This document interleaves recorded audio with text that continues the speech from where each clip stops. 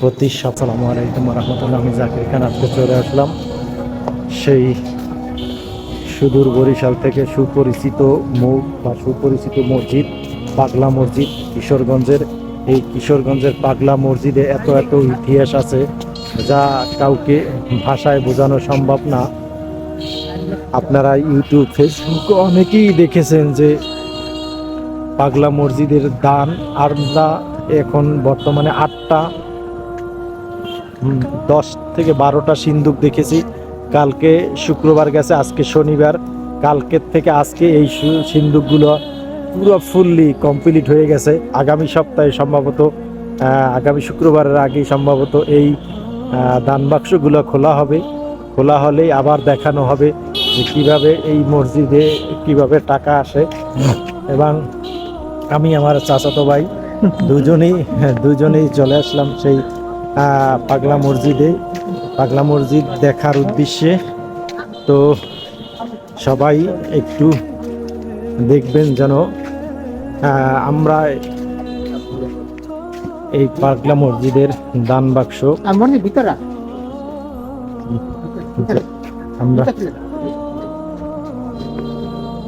আমরা মসজিদের ভিতরে প্রবেশ করলাম। আলহামদুলিল্লাহ, সৌভাগ্য হলো এই যে মসজিদের ভিতরে দান বাক্সগুলো এভাবেই সিল করা আছে এবং তাই এই দান বাক্স 10টা সিন্দুক, এভাবে অনেকগুলো সিন্দুক আছে।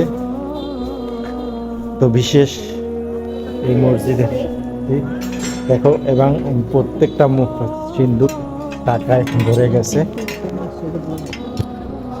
আমিও কিছু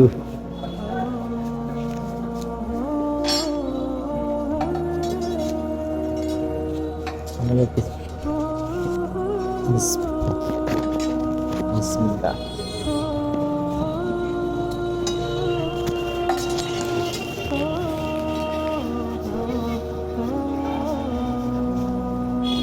সেই পরিচিত এবং প্রত্যেক সপ্তাহে যে কোরআন শরীফ মসজিদে দান আসে,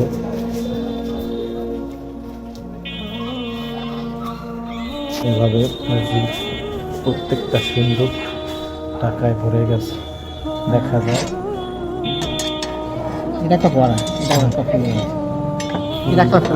টাকায় ফুললি ভরে গেছে সিন্দুকগুলি। এভাবেই কোরআন শরীফের প্রতি সপ্তাহে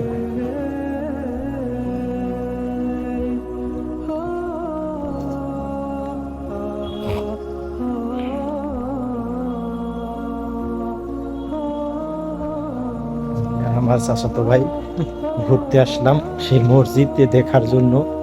সেই অনেক প্রত্যাশার পর মসজিদে আসলাম, খুব ভালো লাগলো এবং মসজিদের ইতিহাস ঐতিহ্য শুনে আরো ভালো লাগলো।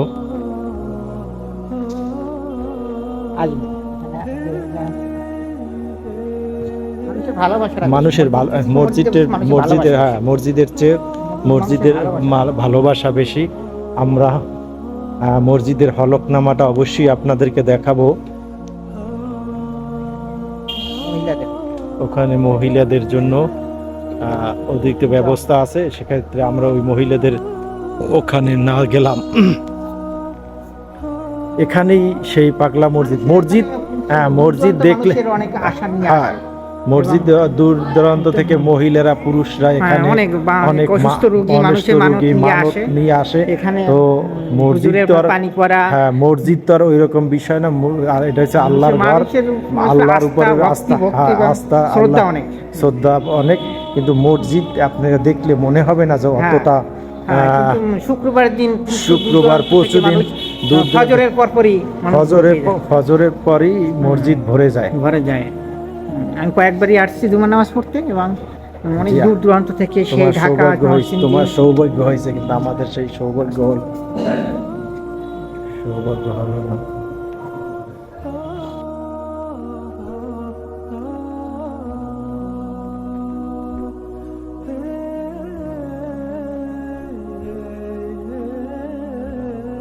উজুখানা উজু করে আসি, এই উজুখানা নামাজ পড়া। যাবো তো। শামীম ভাই, শামীম ভাই, উপরে যাবো।